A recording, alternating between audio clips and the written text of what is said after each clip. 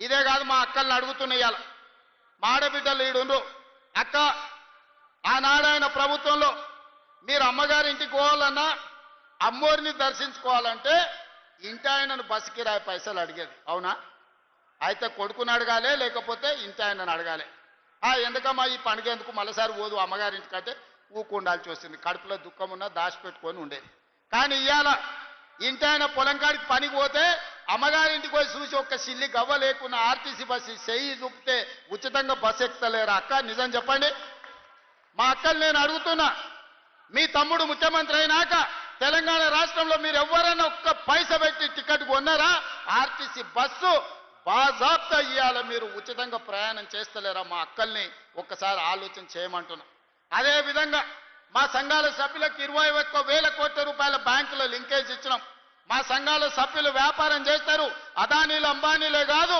Solar power విద్యుత్ ప్లాంట్లు 1000 మెగావాట్ల ప్లాంట్ ఈరోజు మా అక్కలకు పెత్తనం ఇచ్చింది నిజం కాదా ఆర్టీసీ బస్సులో ఉచిత ప్రయాణం కాదు 600 బస్సులు వాళ్ళకిచ్చి అదే ఆర్టీసీకి కిరాయికి పెట్టి 600 బస్సులకు మా ఆడబిడ్డల్ని యజమానులను చేసింది నిజం కాదా ఇవాళ రిలయన్స్ తో పోటీ వాడి పెట్రోల్ బంకులు మీరు పెట్టుకొని నిర్వహిస్తున్న మాట నిజం కదా ఇందిరా మహిళా శక్తి క్యాంటీన్లు ఈ రోజు రాష్ట్రం నలుమూలలో మీరు ప్రారంభించుకొని చేస్తున్న మాట నిజం కాదా అమ్మ ఆదర్శ పాఠశాల పేరు మీద గ్రామాన కాంట్రాక్టర్ల చేతుల్లో పనులు పెడితే అవి తీసి మా ఆడబిడ్డల చేతులు పెట్టి అమ్మ ఆదర్శ పాఠశాల పేరు మీద పాఠశాలల నిర్వహణ మీ చేతిలో పెట్టలేదా స్కూల్లో పిల్లలు బట్టలు కుట్టేది ఆనాడు పెద్ద పెద్ద కంపెనీలకు ఇస్తే ఈ రోజు మా ఆడబిడ్డలకు ఇచ్చిన మాట వాస్తవం కాదా ఇవాళ మా అక్కల్ని ఆర్థికంగా నిలదొక్కునేలా చేసి 1 కోటి మంది ఆడబిడ్డల్ని కోటీశ్వరులను చెయ్యాలి 10 ఏళ్లలో నా లక్ష్యం అదే నా జీవితంలో 1 కోటి మంది ఆడబిడ్డల్ని కోటీశ్వరులను చేస్తా అని కంకణం కట్టుకొని బయలుదేరి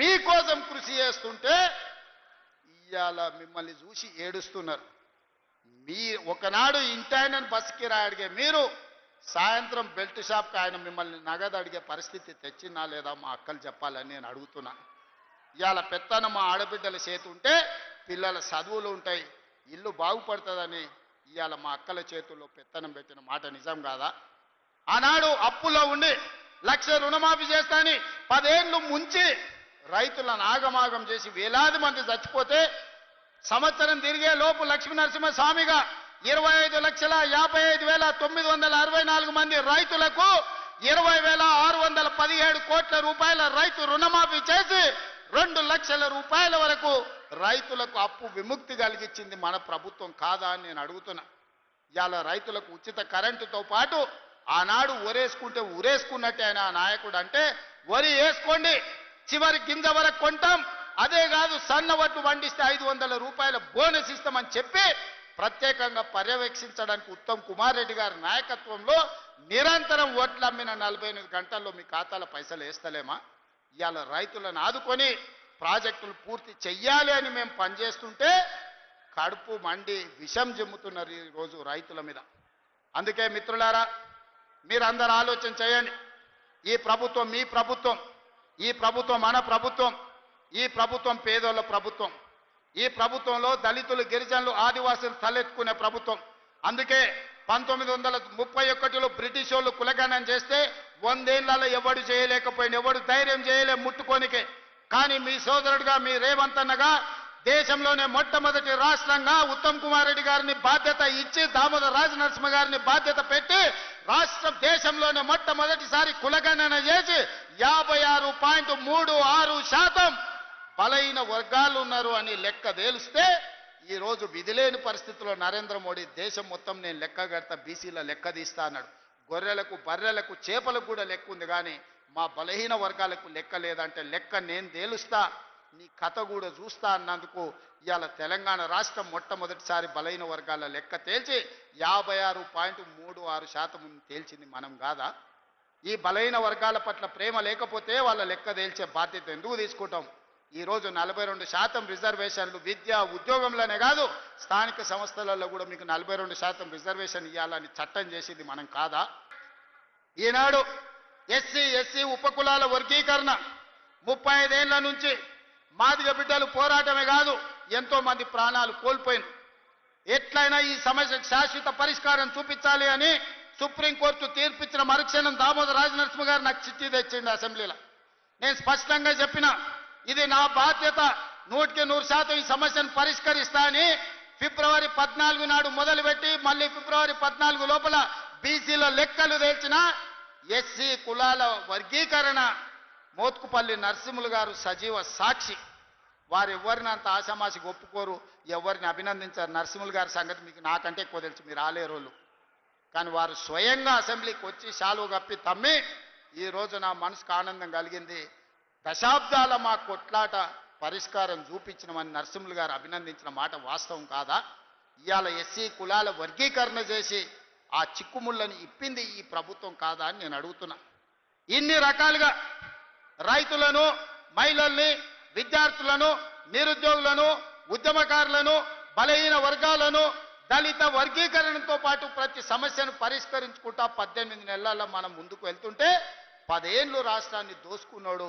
ఇవాళ నువ్వు దిగిపో అని అంటుండు. మిత్రులారా, మీరు ఆలోచన చెయ్యండి. నాకేం లేదు కోరికలు. ఆయనను పట్టుబట్టాలనుకున్నా, పట్టుబట్టినా, పని బట్టినా, పడగొట్టడమే కాదు ఆ కుర్చీలో కూర్చున్నా. జీవితంలో నా లక్ష్యాన్ని నేను నెరవేర్చుకున్నా. ఇక మీ లక్ష్యాన్ని నెరవేర్చడానికి మీ సోదరుడిగా కష్టపడాలని నేను అనుకుంటున్నా. నాకు ఇంకేం కోరికలు లేవు. నన్ను ఇబ్బంది పెట్టినోని, నన్ను జైలు పెట్టినోని ఖచ్చితంగా జైలు నుంచి బయటకు వచ్చిన రోజు ఒక మాట చెప్పిన, తొడగొట్టి చెప్పిన, నేను పడగొట్టే వరకు కళ్ళు ముయ్యను అని చెప్పి పడగొట్టి చూపించిన. ఇవాళ మీ అందరికీ నా విజ్ఞప్తి ఒక్కటే, 10 ఏళ్ళు ఆశీర్వదించండి. ఈ తెలంగాణ రాష్ట్రాన్ని $1 ట్రిలియన్ ఎకానమీగా మార్చి ప్రపంచానికి ఆదర్శంగా నిలబడి బెంగళూరు, చెన్నైయో, ముంబైయో, ఢిల్లీతో కాదు, న్యూయార్క్, టోక్యో, జపాన్ దేశాలతో పోటీ పడే విధంగా తెలంగాణ రాష్ట్రాన్ని అభివృద్ధి పదం వైపు నడిపించే శక్తిని మీరు ఇవ్వండి మిత్రులారా. మీరిచ్చే శక్తితోని మూసీ నది ప్రక్షాళన చేస్తా, రీజనల్ రింగ్ రోడ్డు నిర్మిస్తా, భారత్ ఫ్యూచర్ సిటీని ప్రపంచానికి ఒక గొప్ప నగరంగా అందిస్తా. ఈ రోజు బలహీన వర్గాల పిల్లలు డాక్టర్లు, లాయర్లు, ఇంజనీర్లుగా, ఐఏఎస్లు, ఐపీఎస్లుగా రాణించి ఈ దేశ పునర్నిర్మాణంలోనే మీరు భాగస్వాములుగా ఉండాలి, మీకు బాధ్యత ఉండాలి అనే విధంగా తీర్చిదిద్దే విధంగా నేను ప్రయత్నం చేస్తాను మిత్రులారా. అందుకే ఇవాళ మిమ్మల్ని అందరిని అడగదలుచుకున్నాం. లక్ష్మీ నరసింహస్వామి కాళ్ళ దగ్గర ఈరోజు మనందరం కూర్చున్నాం. ఆ స్వామి సాక్షిగా అభివృద్ధి చేసే శక్తిని ఇవ్వండి. ఈ తెలంగాణ రాష్ట్రాన్ని, ఆగమైన తెలంగాణను మనం పునర్నిర్మించుకుందాం. ఇవాళ ఒక్క నోటీస్ ఇస్తేనే ఆయన ఆగమాగం అవుతున్నాడు. నెలల కొద్ది జైళ్ళల్లో గడిపిన మేమేమనుకోవాలి? నువ్వు దేవుడువా? నువ్వు మనిషివే కదా. ఆనాడు ప్రధానమంత్రిగా పనిచేసిన పివి నరసింహారావు ఒక సెషన్స్ మేజిస్ట్రేట్ ముందర పోయి చేతులు కట్టుకొని నిలబడ్డాడు కోర్టు నోటీస్ ఇస్తే. మీకెందుకయ్యా అంత బలుపు? మీరు చేసిన తప్పులకి ఇవాళ కమిషన్ నోటీస్ ఇచ్చింది. జవాబు చెప్పాల్సింది పోయి ఎదురుదాడి మా మీద చేస్తున్నారు. నువ్వు మా మీద దాడి చేసుడు కాదు, ఇది కాళేశ్వరం కమిషనా, కాంగ్రెస్ కమిషనా అడుగుడు కాదు. నీ పార్టీలో ఉన్న దయ్యాల గురించి నీ బిడ్డనే చెప్పింది కదా. ఆ దయ్యాలు, కొద్ది దయ్యాలు ఎవడో తెలంగాణ ప్రజల్ని ఎట్లా పట్టి పీడిస్తుండ్రో ఇవాళ నీ బిడ్డ అడిగిన ప్రశ్నకు సమాధానం చెప్పమని బీఆర్ఎస్ నాయకులను అడుగుతున్నా. ఇప్పటి నుంచి అది దయ్యాల రాజ్య సమితే తప్ప అది భారత రాష్ట్ర సమితి కాదు, అది దయ్యాల పార్టీ అని మన కార్యకర్తలు ఊరూరాలు చెప్పాలి. ఎవడు కనిపించినా ఒకటే చెప్పారు, అరే దయ్యాలు వచ్చినాయి రా భయ అని. ఇంకా వాళ్ళని పేరు పెట్టి పిలువకారు ఎక్కడ కూడా. కనిపించే చాలు దయ్యాలు వస్తున్నాయని ప్రజలకు చెప్పండి. ఎందుకంటే దయ్యాలతో ఉన్న ప్రమాదం తెలంగాణ ప్రజలకు తెలవాల్సిన అవసరం ఉన్నది. అందుకే మిత్రులారా, మళ్ళొక్కసారి చెప్తున్నా, మళ్ళసారి గెలవడానికి, ఆలేరు అభివృద్ధి చేయడానికి మీ సోదరుడికి ఏం మీకు కావాలనో, పరిష్కారం కావాలనో, ఏం అండగా నిలబడాలో మీరు చెప్పండి. అన్ని పనులు చేసి పెట్టే బాధ్యత నాది. ఎందుకంటే ఆలేరులో ప్రజలు మంచోళ్ళు, కొంచెం నాయకులు అక్కడిక్కడ ఉన్నా మీ అభివృద్ధి చేసే బాధ్యత నాది. అమాయకుడైన బీర్ల ఐలయ్య ఈరోజు మీకు నాయకుడు ఉన్నాడు. ఆయన అడగలే పదవి, విప్పు పదవి నేను ఇచ్చిన పిలిచి. ఎందుకంటే బలహీన వర్గాల నుంచి నా వెనకాల కూర్చుంటే ఒక బీర్ల ఐలయ్య ఉండాలి, ఒక ఆది శ్రీనివాస్ ఉండాలి, ఒక అట్లూరి లక్ష్మణ్ ఉండాలి, ఒక రామచంద్ర నాయక్ ఉండాలి. బలహీన వర్గాలు నా వెనకాల కూర్చుంటే సభకు నిండుదనం వస్తుందని వాళ్ళందరినీ విప్పులుగా వేసి ఈరోజు మీ ప్రాతినిధ్యాన్ని పెంచే ప్రయత్నం చేస్తున్నాం.